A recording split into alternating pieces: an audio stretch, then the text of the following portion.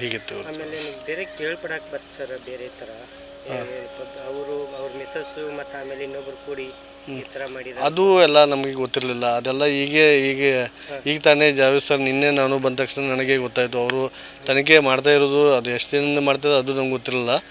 ನಿನ್ನೆ at A time ನಾವು ಆಫೀಸಲ್ಲಿದ್ದಾಗ Javed sir phone ಹಚ್ಚಿ ಸ್ವಲ್ಪ ಪೊಲೀಸ್ ಸ್ಟೇಷನ್ ಕಡೆ ಬರಬೇಕು ಅಂತ ತಕ್ಷಣ ಮಧ್ಯಾಹ್ನ ಬಂದಿದ್ದೆ.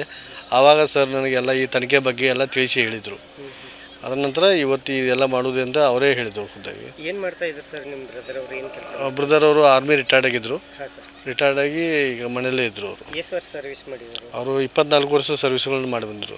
ಮಕ್ಕಳದು ಸರ್ ಅವರಿಗೆ? ಮಕ್ಕಳು 2 ಜನ ಇದ್ದಾರೆ. ಒಬ್ಬರು ಈಗ 10th ಮುಗಿಸಿ ಫಸ್ಟ್ ಇಯರ್ ಈ ಸಲ ಅಡ್ಮಿಷನ್ ಮಾಡಿದ್ದಾನೆ. ಮತ್ತೊಬ್ಬರು ನರ್ಸರಿಲಿದ್ದಾರೆ. ಇಲ್ಲಿ ಊರಲ್ಲಿ ಬಂದು ಏನು ಕೆಲಸ ಮಾಡ್ತಿದ್ರು ಸರ್? ಇಲ್ಲಿ ಊರಲ್ಲಿ ಬಂದು ಏನಿಲ್ಲ, ಒಂದು ಬಾಗಲಕೋಟೆಗೆ ಹೋಗಿದ್ರು ಅವರು ಶುಗರ್ ಫ್ಯಾಕ್ಟ್ರಿಗೆ. ಒಂದು 4 ಮಂತ್ಸ್ ಮಾಡಿ ವಾಪಸ್ ಬಂದಿದ್ದರು. ಈಗ 1.5 ಮಂತಿಂದ ಮನೆಯಲ್ಲೇ ಇದ್ದರು ಅವರು. ಮೊನ್ನೆ ಎಲ್ಲಿಗೆ ಹೋಗ್ತಾ ಇದ್ರು ಸರ್ ಇವರು?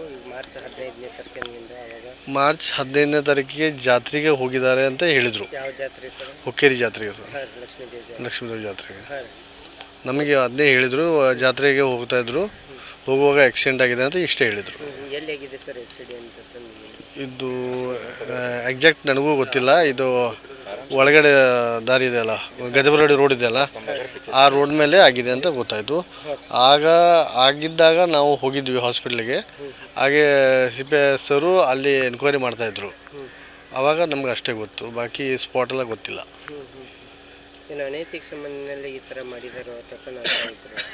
ಅನೈತಿಕ ಸಂಬಂಧ ಇತ್ತು ಅಂತ ಗೊತ್ತಿತ್ತು, ಬಟ್ ಕನ್ಫರ್ಮ್ ನಮಗೂ ಇರಲಿಲ್ಲ. ಯಾಕೆಂದರೆ ನಾವು ಹೋಗ್ತಾ ಇರಲ್ಲ. ನಮ್ಮ ಜೊತೆ ಜಗಳಾಡಿದ್ರು. ನಮ್ಮ ಬ್ರದರ್ ಜಗಳಾಡಿರಲಿಲ್ಲ, ಬಟ್ ಅವರು ವೈನಿ ಇದಾರಲ್ಲ ಅವ್ರು ಜಗಳಾಡಿದ್ರು. ಹೀಗಾಗಿ ನಾವು ಇವ್ರ ಮನೆಗೆ ಬರ್ತಾ ಇರಲಿಲ್ಲ. ಬಟ್ ನಮ್ಮ ಬ್ರದರ್ ನಮ್ಮ ಮನೆಗೆ ಹೋಗ್ತಿದ್ದ. ಅದು ಇಲ್ಲಿಗಲ್ ರಿಲೇಷನ್ ಇದೆ ಅಂತ ಗೊತ್ತಿತ್ತು, ಬಟ್ ಕನ್ಫರ್ಮ್ ಇರಲಿಲ್ಲ. ಇವಾಗ ಅದು ಸರ್ ಎಲ್ಲ ತನಿಖೆಗೆ ಬಂದ ತಕ್ಷಣ ಈಗ ಅದು ಇಲ್ಲಿಗಲ್ ರಿಲೇಷನ್ ಇತ್ತು ಅಂತ CPS ಅವರು ಎಲ್ಲ ಹೇಳಿದರು.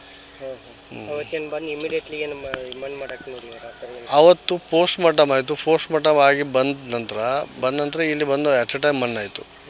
ಅದರ ನಂತರ ನಾವು ಸ್ವಲ್ಪ ಹೊತ್ತು ಮನೆಯಲ್ಲಿ ಕೂತ್ಕೊಂಡು ಹೋಗ್ಬಿಟ್ವಿ ಅಲ್ಲಿಂದ.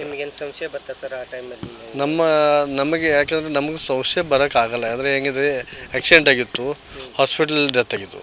ಆ್ಯಂಡ್ ಹಾಸ್ಪಿಟಲ್ ಪೋಸ್ಟ್ ಮಾರ್ಟಮ್ ರಿಪೋರ್ಟಲ್ಲೂ ಅವರು ಮೈಲ್ಡ್ ಹಾರ್ಟ್ ಅಟ್ಯಾಕ್ ಅಂತ ಬರ್ತಿದ್ರಲ್ಲ, ಹೀಗಾಗಿ ಯಾವುದೂ ಸಂಶಯ ಮಾಡೋ ಹಾಗಿಲ್ಲ.